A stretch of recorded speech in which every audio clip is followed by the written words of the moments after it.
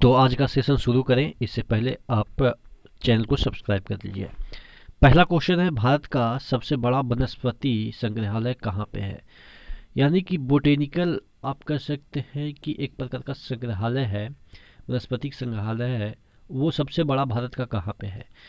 तो अगर आपसे पूछा जाए कि सबसे बड़ा वनस्पति जो ये गार्डन है यानी कि बोटेनिकल गार्डन है वो कहाँ पे है, तो इसका आंसर होता है कोलकाता। तो जब बोटेनिकल गार्डन सबसे बड़ा कोलकाता में हो सकता है तो गार्डन में ही तो संग्रहालय वगैरह बनाए जाते हैं जो वनस्पति से रिलेटेड है। संग्रहालय मतलब म्यूजियम, ठीक है। तो जहाँ पे वनस्पति गार्डन होगा वहीं पे संग्रहालय भी होगा, तो यानी कि जो वनस्पति संग्रहालय भी जो है वो कलकत्ता में है। अब ये पूछा जाता है कि इसमें तकरीबन ये जो वनस्पति संग्रहालय है इसमें तकरीबन 10 लाख नंबर के स्पेसीज हैं। वनस्पति के 10 लाख स्पेसीज, आप समझ सकते हैं कि कितना बड़ा हो सकता है ये संग्रहालय। अगला क्वेश्चन की ओर बढ़ते हैं। ब्लाइंड घाटी कहाँ पे पाई जाती है? तो ये जो ब्लाइंड घाटी होती है यानी कि आप कह सकते हैं ब्लाइंड मतलब कि जो जिसे हम देख नहीं सकते हैं, उस प्रकार की घाटी कास्टर्ड क्षेत्र में पाई जाती है। कास्टर्ड क्षेत्र चूना प्रदेश को जो कहते हैं, ठीक है। चूना प्रदेश में क्या होता है कि जो ऊपर वाला जो सतह होता है ना वो थोड़ा सा कड़ा होता है और नीचे वाला जो सतह होती है वो थोड़ा सा चूना के कारण इधर से जब रिवर की पानी आती है तो ये अंदर चली जाती है और अंदर अंदर ये जो चूना है वो बह के बाहर निकल जाती है। तो ऊपर वाला तो ऐसे ही बना रहता है सरफेस, और नीचे जो ये पानी बहती है रिवर के कारण और ये चूना इसमें मिल के ये खोखला बन जाता है, ठीक है। तो कहने का मतलब ये है कि जब ये खोखला बन गया, आपको मैं बताऊं, तो ये वाला चीज़ खोखला बन गई तो बाहर से ये जो गुफा नहीं दिख रही है, इसी के कारण इसको कहते हैं ब्लाइंड वैली, ठीक है। ब्लाइंड घाटी या ब्लाइंड वैली इसी के कारण कहते हैं क्योंकि ये जो खोखला बन गया उसे हम नहीं देख सकते। और ये कहाँ पे हो गया?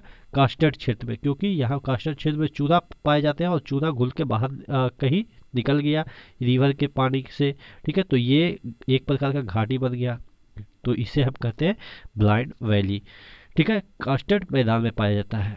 अगला क्वेश्चन है, नॉर्थ अटलांटिक करंट या इसे कहते हैं नॉर्थ अटलांटिक ड्रिफ्ट और गल्फ स्ट्रीम किस प्रकार की धारा है? तो ये जो दोनों धारा है वो बार्म है। अगर हम एक पिक्चर के थ्रू आपको दिखाने की कोशिश करें तो ये देखिएगा, ये है अमेरिका, ये अफ्रीका है। अफ्रीका के ये वाला जो पार्ट है वो गर्म होता है, तो इधर से जो गर्म धारा है वो इधर बहते हुए बहते हुए बहते हुए एक यहाँ पे उत्तर की ओर चली जाती है और एक इधर मिल जाती है। तो ये जो गल्फ स्ट्रीम हुआ, ये मैक्सिको के गल्फ है, इस वजह से यहाँ पे जो करंट हुआ उसको गल्फ स्ट्रीम करें। जैसे ही ये उत्तर की ओर बढ़ा तो इसको नॉर्थ अटलांटिक करंट बोल दिए। तो ये जो धारा है ये कौन सा धारा है? इधर से आ गया लेब्राडोर धारा, जो कि ठंडी होती है, यहाँ पे मिलती है, जिसके कारण यहाँ पे गर्म और ठंडी धारा मिलती है। तो ये वाला जो गल्फ स्ट्रीम है और ये लेब्राडोर स्ट्रीम है जो दोनों मिलती है, तो यहाँ पे काफ़ी मछली पाए जाते हैं, जो प्लैंकटन फाइटोप्लैंक्टन वगैरह पाए जाते हैं, क्योंकि यहाँ पे गर्म और ठंडी जलधारा का मिलन होता है। तो कहने का मतलब ये है, ये जो धारा निकलती है इधर वेनेजुएला होते हुए, मैक्सिको होते हुए, ये गल्फ, मैक्सिको के गल्फ होते हुए इस तरह से इधर चली जाती है। तो डिफरेंट डिफरेंट नाम इसी को पड़ गए हैं। यहाँ पे नॉर्थ अटलांटिक करंट या ड्रिफ्ट कह सकते हैं, यहाँ पे गल्फ स्ट्रीम, यहाँ पे आपके वेनेजुएला करंट, इस तरह से मैक्सिको करंट, ये सभी एक ही धारा है लेकिन डिफरेंट डिफरेंट पार्ट से होकर गुजर रहे हैं, इसीलिए इसके डिफरेंट नाम है। तो इस वजह से, और ये सभी एक ही धारा है तो ऑब्वियस है कि गर्म धारा है। तो वही पूछा गया है आपसे कि जो नॉर्थ अटलांटिक करंट है या गल्फ स्ट्रीम है, दो अलग अलग है, मतलब एक ही करंट है लेकिन जगह जगह चेंज होने की वजह से जगह जगह पे अलग अलग नाम दे दिए गए हैं। ये कैसा करंट है? ये आपका वार्म करंट है, ठीक है। गर्म जलधारा है। क्यूरोसियो नाम से ही पता चल रहा है कुछ जापानी नेम है, या इसे कहते हैं ब्लैक स्ट्रीम, या इसे कहते हैं जापानी करंट या जापान करंट कहते हैं। कैसी धारा है? तो ये भी आपके गर्म धारा है। अगर हम इसको देखें पिक्चर के थ्रू तो ये पिक्चर में इस तरह से, ये जो जापान है, ये देखिए जापान है, टोटल जापान है, यहाँ पे क्यूरोसियो धारा ये वाला देखिएगा लिखा हुआ भी है, जो धारा है इधर और इधर से दोनों तरफ से ये घेर लेती है जापान को, ठीक है। और ये जो धारा है वो गर्म है। तो ध्यान रखिएगा, जो जापान की एक धारा है जापान धारा भी कहलाती है, या क्यूरोसियो धारा या ब्लैक स्टीम कहते हैं, ये एक प्रकार की गर्म धारा है। अगला क्वेश्चन है, कौन सा विटामिन है जो अधिक मात्रा में लिया जाए तो खतरनाक हो सकते हैं क्योंकि ये शरीर में संग्रहित हो जाते हैं। विटामिन ए और डी अगर आप लेते हैं तो ये आपके लिए खतरनाक हो सकता है अगर ज़्यादा मात्रा में लेते हैं तो। कहने का मतलब, अगर विटामिन डी ज़्यादा मात्रा में ले रहे हैं तो आपकी जो हड्डी है वो और भी बनना चालू हो जाएगा, ठीक है, जिसकी वजह से आपको हेडेक वगैरह और तरह तरह के विकार उत्पन्न हो जाएंगे। ये है विटामिन ए भी हड्डी से रिलेटेड कुछ काम करता है, ठीक है। तो ये दोनों की वजह से आपको और भी दिक्कत हो सकती है अगर ज़्यादा मात्रा में ए डी, ठीक है।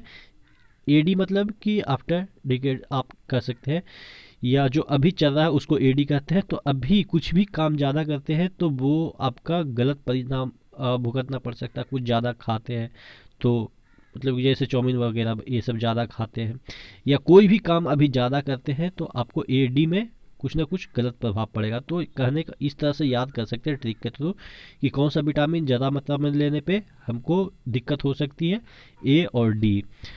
चंद्रभागा से रिलेटेड दो कन्फ्यूजन होती है, वो अपन देखने की कोशिश करते हैं। चंद्रभागा जो नदी है वो कहाँ पे बहती है, और चंद्रभागा जो बीच है, ठीक है, वो कहाँ पे है, अलग अलग प्रश्न है। चंद्रभागा जो नदी है वो आपके इधर महाराष्ट्र में है, और बीच की बात करें तो उड़ीसा में, ठीक है। नदी जो बीच होता है समुद्री किनारा जिसको हम कह सकते हैं, अगर चंद्रभागा बीच बोले, ठीक है। बीच पर क्या करते हैं कि हम लोग भागते दौड़ते रहते हैं, खेलते रहते हैं, तो भागते भागते पैराशूट से हम लोग उड़ जाते हैं, ठीक है, ग्लाइडर से सॉरी उड़ जाते हैं। आप देखे होंगे बीच वगैरह पे उड़ते हुए ग्लाइडर से, ठीक है। तो यानी कि भागते चंद्रमा पे जाने के लिए हम भागते भागते उड़ जाएंगे बीच पे, तो ये उड़ जाएंगे यानी कि उड़ीसा, ठीक है, भागते भागते उड़ जाते हैं, इस तरह से याद रखेंगे। और ये अगर नदी पूछा जाए तो नदी जस्ट इसके अपोजिट है, यानी कि उड़ीसा के जस्ट अपोजिट यहाँ पे कहाँ पे, महाराष्ट्र में चंद्रभागा नदी है।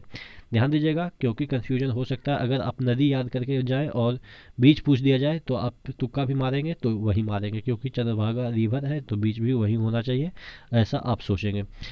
एक और कंफ्यूजन है, पिथौरागढ़ हिल स्टेशन कहाँ पे है, और पूछा जाता है पिथौरा पेंटिंग कहाँ की है, ठीक है। तो देखिएगा पिथौरागढ़ यानी कि पीठ थोड़ा, इस तरह से याद रखिएगा, पीठ थोड़ा यानी कि हिल पे चढ़ जाएंगे। हिल मतलब कि आप कह सकते हैं कि हिल स्टेशन यानी पर्वत पे चढ़ जाएंगे, तो माँ कहेगी कि उतर, अगर आप पर्वत पे चढ़ जाएंगे तो उत्तर उत्तराखंड, इस तरह से उतर कहेंगे कि लेकिन आप क्या बोलेंगे कि नहीं उतरेंगे तो पीटेंगे, तो माँ बोलेगी कि थोड़ा पीटेंगे, ठीक है। पीटेंगे तो जरूर पीटेंगे लेकिन थोड़ा पीटेंगे, यानी कि हिल पे चढ़ जाएंगे पिथौरा, थोड़ा पीटना, ठीक है, थोड़ा पीटना, उतर नहीं तो पूरा पीटेंगे।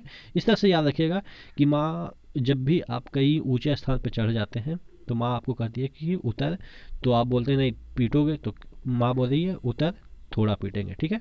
लेकिन अगर पिथौरा पेंटिंग की बात करें, पिथौरा पेंटिंग की बात करें तो ये आपके एमपी की है।